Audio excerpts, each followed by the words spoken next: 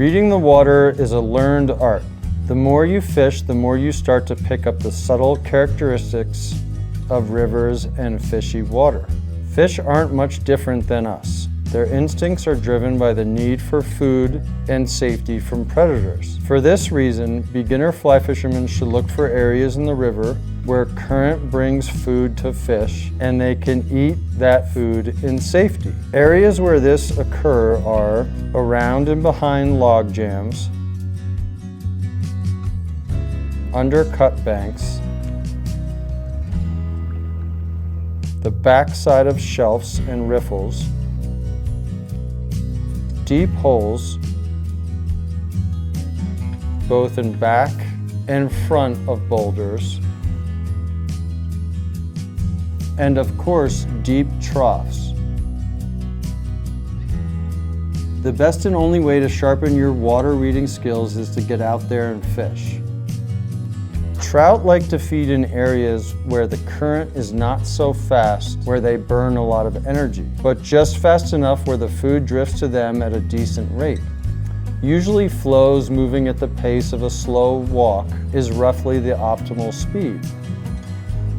A water depth from 2 to 4 feet is where we find most feeding trout.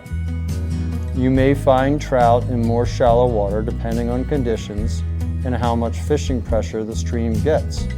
Just be aware of these outliers and take advantage of them before placing casts to the rest of the pool. In areas where fast water meets slow water, you'll find a noticeable line, usually where a line of bubbles or debris collects, called a seam. Trout will hug this line because seams funnel all sorts of insects that have hatched in the riffles above or fallen in. A well-placed nymph can also be drifted through these seams to trout hanging low along the bottom.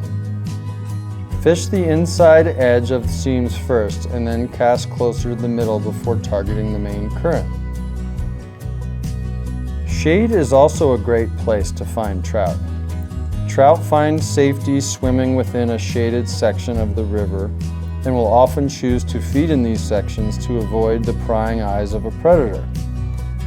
Or they will use these shaded sections as a hiding spot to ambush prey. Eddies are swirling currents caused by flows passing over and around obstructing objects such as large boulders or submerged rocks. As the water passes around these objects, it creates a reverse current that pushes it into a swirling motion or a slow patch of water. These places can be quite small or large, amassing a pile of debris and foam. Slow pockets of water like this are great holding areas for trout who like to pick off insects that drift by in the faster current. They like to swerve in and out of this safe pocket of water and into seams created by the eddy against the faster flow. Feeding trout will stay a few feet away from areas where they can ditch back into for safety if they sense a predator. Fallen trees, shade, boulders, overhanging banks, deep water, and riffles are common hiding places. Use these places as markers to help pinpoint where you might find a few fish.